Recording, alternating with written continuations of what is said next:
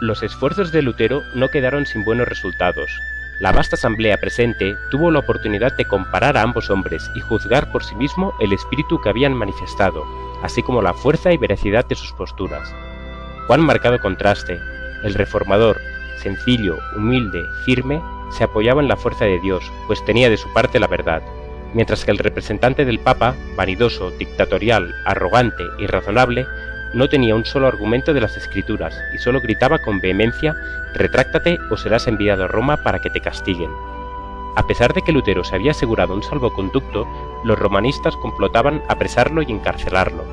Sus amigos insistieron en que, como era inútil que prolongara su estadía allí, debía volver a Wittenberg sin demora y con sigilo. Así fue. Salió de Augsburgo antes del alba, a caballo y acompañado solamente por un guía. Con mucho cuidado y sigilo, transitó las oscuras y silenciosas calles de la ciudad. De este modo salió de la ciudad antes que el legado se enterara de la partida de Lutero. Al enterarse que Lutero se había escapado, el legado quedó anonadado por la sorpresa y el furor.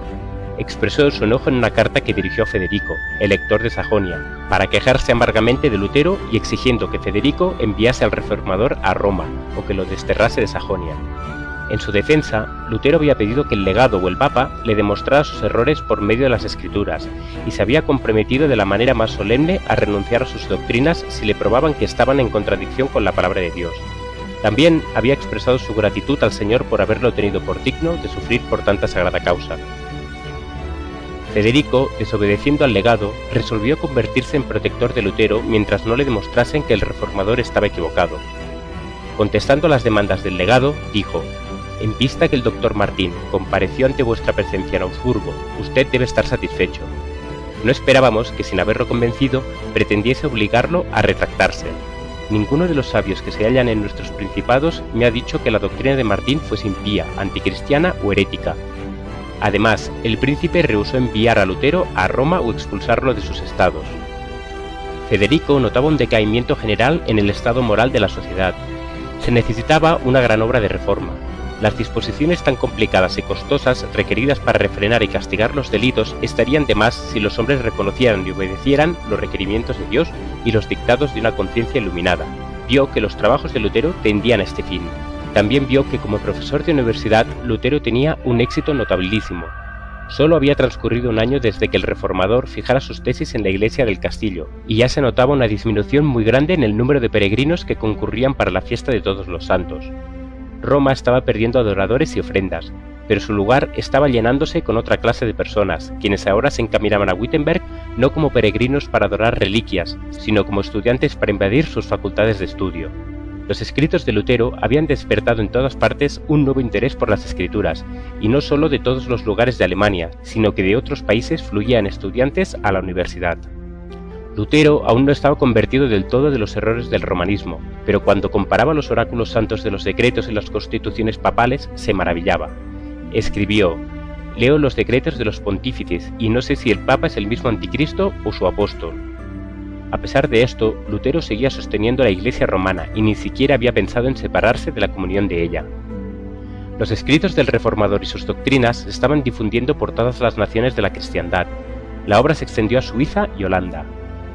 Copias de sus escritos llegaron a Francia y España. En Inglaterra recibieron sus enseñanzas como palabra de vida. La verdad se dio a conocer también en Bélgica e Italia. Roma se exasperaba más y más por causa de los ataques de Lutero, y de entre sus enemigos más fanáticos hubo quienes declararon que no se imputaría pecado a quien matase al monje rebelde. Roma estaba resuelta a aniquilar a Lutero, pero Dios era su defensa. Sus doctrinas se iban por doquier, incluso hubo hidalgos que se levantaron por todas partes para sostener los esfuerzos del reformador.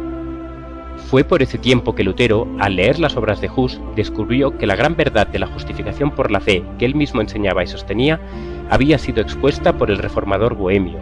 Lutero dijo: «Todos hemos sido justitas sin saberlo», y añadía: «Dios pedirá cuentas al mundo, porque la verdad fue predicada ya hace un siglo y la quemaron». En un llamamiento que dirigió Lutero al emperador y a la nobleza de Alemania en pro de la reforma del cristianismo, decía refiriéndose al Papa: «Es una cosa horrible contemplar al que se titula vicario de Jesucristo ostentar una magnificencia superior a la de los emperadores. ¿Es esto parecerse al pobre Jesús o al humilde Pedro? Él es, dicen, el Señor del mundo. Pero Cristo, del cual se jacta ser el vicario, dijo: mi reino no es de este mundo. ¿El reino de un vicario puede extenderse más allá que el de su señor? Así escribió de las universidades. Temo mucho que las universidades vengan a ser las anchas puertas del infierno, a menos que se apliquen cuidadosamente a explicar las Santas Escrituras y a grabarlas en el corazón de los jóvenes.